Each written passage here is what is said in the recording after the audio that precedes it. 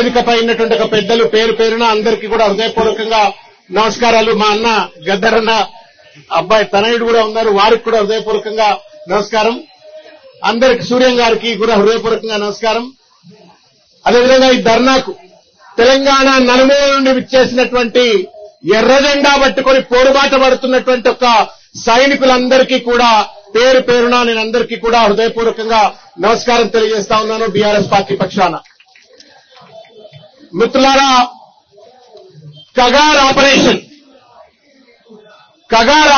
Operation Kagar అనేటువంటిది నా దృష్టిలోనే, మా పార్టీ దృష్టిలో ఇది ఆపరేషన్ కార్పొరేట్ కబ్జా. అడవుల పైన, సహజ సంపద పైన, గిరిజనుల పైన ప్రభుత్వం చేస్తున్నటువంటి ఒక దుర్మార్గమైనటువంటి దాష్టికం అని చెప్పని బీఆర్ఎస్ పార్టీ భావిస్తా ఉంది. వ్యక్తిగతంగా నేను కూడా అదే భావిస్తా ఉన్నాను. మిత్రులారా, ఇది మానవత్వానికి మచ్చ. భారత రాజ్యాంగం ఎవరికి కూడా చంపేటువంటి ఒక హక్కు ఇవ్వాల, ఎవరికి ఇవ్వాల, మనకు ఇవ్వాల, పోలీసు వాళ్ళకు ఇవ్వాల.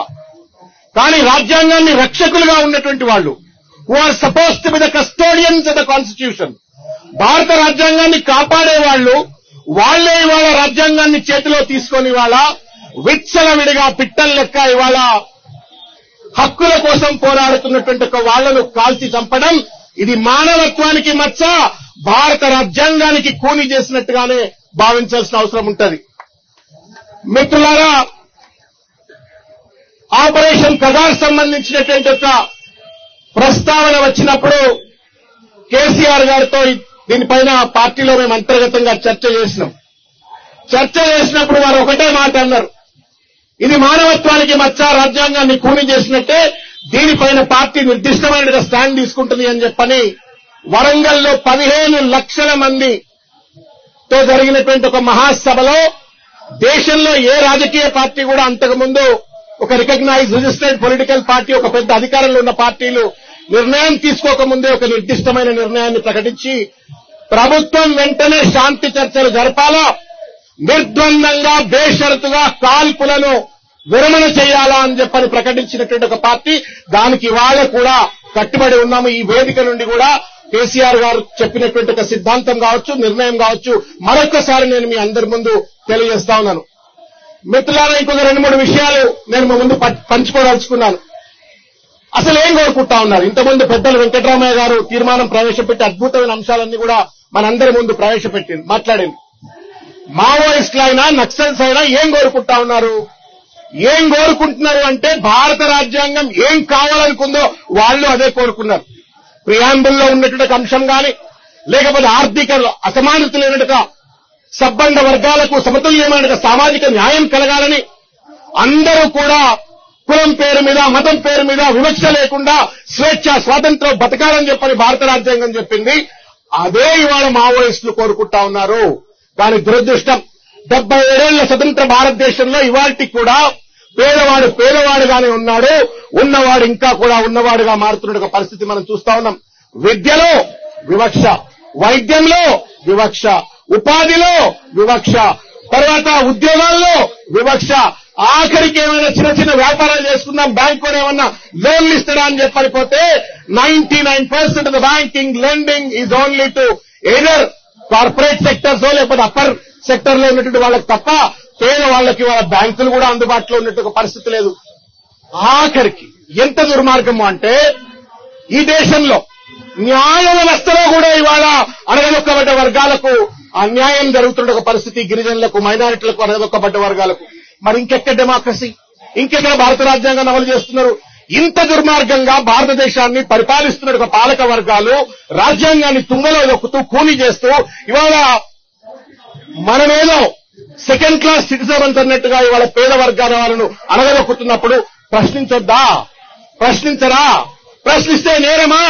ప్రశ్న నుంచి పుట్టిందే, నా దృష్టిలో ప్రశ్న నుంచి పుట్టిందే నక్సలిజం. ఎక్కడెక్కడైతే వివక్ష ఉంటుందో అక్కడ ప్రశ్నిస్తారు.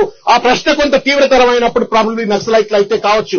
కానీ నువ్వు మూలాన్ని నివృత్తి చేయకుండా, మూలానికి సమాధానం చెప్పకుండా, ఇవాళ గనక ఈ రకమైనటువంటి రీతిలో పాలక వర్గాలు దుర్మార్గమైన దాష్టికానికి పాల్పడటం మానవత్వానికి మచ్చ.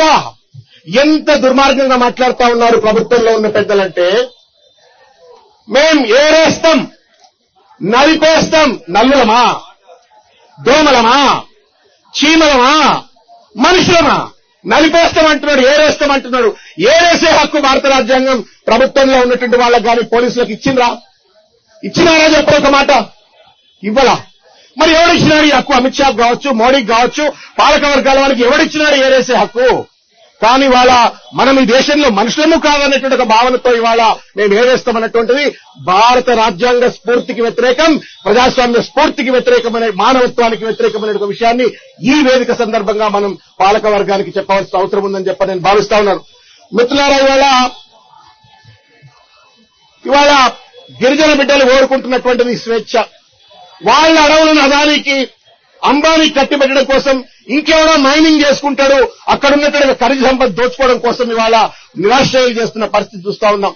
600 మంది అని చెప్పని పాంఫ్లెట్ లో రాసిండ్రు, కానీ అంతకంటే ఎక్కువ మంది చచ్చిపోయి ఉంటారు. లెక్కకు లేకుండా చనిపోయినట్టుగా గిరిజన బిడ్డలు ఎంతమందో ఇవాళ ఊచకోత కోస్తా ఉన్నారు. ఇవాళ ప్రభుత్వమే హత్యలకు పాల్పడుతూ కాపాడవలసిన ప్రభుత్వమే కంచే చేరు వేసినట్లుగా హంతకుడిగా మారిపోతే, ప్రభుత్వ వ్యవస్థ హంతకుడిగా మారిపోతే ఎవరికి చెప్పుకోవాలి ఈ దేశంలో అని చెప్పని ఇవాళ ఈ వేదిక నుండి మనం ప్రశ్నిస్తా ఉన్నాం. మిత్రులారా, నేను ఒక చిన్న నా వ్యక్తిగతమైనటువంటి ఒక ఎక్స్పీరియన్స్ మీ ముందు షేర్ చేయదలుచుకున్నా.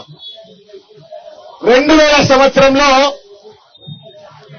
కుబుసం అనే ఒక సినిమా తీసినాం మేము. ఆ కుబుసం శ్రీహరి గారు యాక్టర్. అది నక్సల్ సమస్య మీద మేము తీసిన సినిమా. అది నక్సలైట్లు, పోలీస్ వ్యవస్థ, ప్రభుత్వం, సమాజం మధ్య ఉన్నటువంటి డైనమిక్, సున్నితమైనటువంటి ఇంటర్ఫేసెస్ ను ఆధారంగా తీసుకొని, గుర్తుగా తీసుకొని సినిమా తీసినాం. దాంట్లోనే మన గోరెటెంకన్న రాసినటువంటి ఒక పల్లె కన్నీరు పెడుతుందని ఒక పాట, దోస్తరని నందమా దోస్తి కట్టుకుందమా అని చెప్పని అన్నలు పాడుకునేటువంటి ఒక పాట, నింగికేసినారా నేల తారలారా అని చెప్పని ఒక పాట అవుతుంది. ఆ పాటలన్నీ కూడా అందులో పెట్టుకుని ఒక అద్భుతమైన సినిమా తీసినాం. యూనివర్సిటీలో అప్పుడు మాతో పాటు చదువుకున్న విద్యార్థులు శ్రీనాథ్ అని, ప్రదీప్ అని అందరం కలిసి సినిమా తీసినాం. శ్రీనాథ్ వద్ద డైరెక్టర్. ఎందుకు ఈ అంశం చెప్పొచ్చినా అంటే, ఆ సినిమా అంతా కూడా అయిపోయిన తర్వాత ఎండ్లో మేము తీసుకొచ్చిన కన్క్లూజన్ ఏంటి అంటే, క్లైమాక్స్ ఏంటి అంటే, తుపాకులు ఎత్తినా వీళ్ళైనా వాళ్ళైనా చర్చల ద్వారా మాత్రమే, శాంతి చర్చల ద్వారా మాత్రమే ఈ సమస్యకు పరిష్కారం అవుతుంది. నక్సల్ సమస్య శాంతి భద్రతల సమస్య కాదు, సామాజిక అసమానతల సమస్య. కాబట్టి చర్చలు జరపాలని చెప్పని 2000 సంవత్సరంలో ఆ సినిమాలో మేము try to give a message. ఆ మెసేజ్ ఇస్తే 2004లో సార్ రాజశేఖర్ రెడ్డి గారు, ఆయన చీఫ్ కంటెండర్, అప్పుడు క్యాంపెయిన్ లో ఉన్నాడు. ఎన్నికల్లో ఆ రోజు కాంగ్రెస్ పార్టీ 2004లో మా పల్లె కన్నీరు సినిమా మాకు రాయల్టీ ఏమి ఇవ్వలే కానీ మా పాటలు మాత్రం పెద్ద ఎత్తున వాడుకున్నారు. వాళ్ళు అధికారులకు వచ్చినారు. వాళ్ళు తదనంతరం పాటలు వాడుకున్నారు. తర్వాత మేము ఆ సినిమాలో చెప్పినటువంటి ఒక స్ఫూర్తి ఏదైతే చర్చలు ఉన్నాయో ఆ చర్చలు కూడా చేసినారు.